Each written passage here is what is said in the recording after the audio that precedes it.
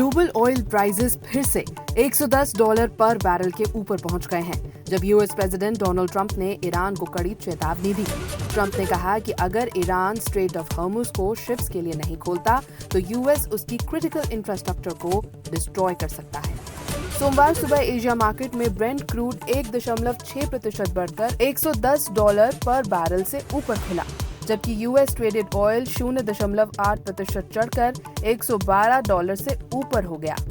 रविवार को एक एग्रेसिव सोशल मीडिया पोस्ट में ट्रंप ने कहा कि अगर ट्यूसडे तक ये वाटरवे ओपन नहीं हुआ तो यूएस पावर प्लांट्स और ब्रिजेस पर हमला कर देगा। दरअसल मिडिल ईस्ट से तेल और गैस शिपमेंट्स बुरी तरह प्रभावित हुए हैं। तेहरान ने चेतावनी दी है कि जो भी शिप स्ट्रेट ऑफ हॉर्मुज से गुजरने की कोशिश करेंगे, उन पर हमला किया जा सकता है। ये तनाव 28 फरवरी से यूएस और इजरायल के एयर स्ट्राइक्स के बाद बढ़ा। स्ट्रेट ऑफ हॉर्मुज दुनिया के एनर्जी सप्लाई का एक बड़ा चोक पॉइंट है, जहां से लगभग 20% ग्लोबल शिपमेंट्स गुजरती हैं। यहाँ डिसरप्शन के कारण ग्लोबल एनर्जी प्राइसेस बढ़ गए हैं और इन्फ्लेशन को लेकर चिंता भी बढ़ी हुई है।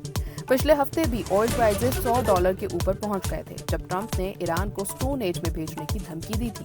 वीकेंड के दौरान ईरान ने गल्फ के ऑयल फैसिलिटीज पर हमले जारी रखे। तेहरान ने कुवैत, बहरीन और यूएई के पेट्रोकेमिकल प्लांट्स पर हमलों की जिम्मेदारी ली। सोमवार को आईआरजीसी ने चेतावनी दी कि अगर उनके देश की सिविलियन इंफ्रास्ट्रक्चर को टारगेट किया गया, तो यूएस के इकोनॉमिक इंटरेस्ट पर हमले और तेज हो जाएंगे। इस बीच ओपीईसी प्लस देशों, जिनमें सऊदी अरेबिया और रशिया शामिल हैं, इन्होंने मई के लिए प्रोडक्शन में हल्की बढ़ोतरी पर सहमति दे दी, लेकिन कॉन्फ्लिक्ट की वजह से कई देश प्रोडक्शन बढ़ाने की स्थिति में नहीं हैं। ट्रंप ने पहले भी डेडलाइंस दी थी, लेकिन अब उन्होंने फिर से सख्त लहजे में अपनी मांग दोहरा दी है। रविवार को ट्रंप ने लिखा था कि ट्यूसडे को ईरान में पावर प्लांट डे और ब्रिज डे होगा और स्ट्रेट को खोलने की चेतावनी दी। कुछ घंटों बाद उन्होंने स्पेसिफिक टाइमिंग भी दी, मंगलवार 8 बजे। फॉक्स न्यूज से बातचीत में ट्रंप ने कहा था कि डील होने के गुड चांसेस हैं, लेकिन अगर ऐसा नहीं हुआ तो वो एवरीथिंग विल ब्लो अप करने और ऑयल कंट्रोल करने पर भी विचार कर रहे हैं। वहीं ईरान के senior military officer general Ali Abdollahi Ali Abadi ने ट्रंप की डेडलाइन को खारिज करते हुए उसे हेल्पलेस, नर्वस, अनबैलेंस्ड और स्टूपिड बता दिया, और तो और चेतावनी दे दी कि यूएस के लिए गेट्स ऑफ हेल खुल सकते हैं। रविवार को एक एग्रेसिव सोशल मीडिया पोस्ट में ट्रंप ने कहा कि अगर ट्यूसडे तक ये वाटरवे ओपन नहीं हुआ तो यूएस पावर प्लांट्स और ब्रिजेस पर हमला कर देगा।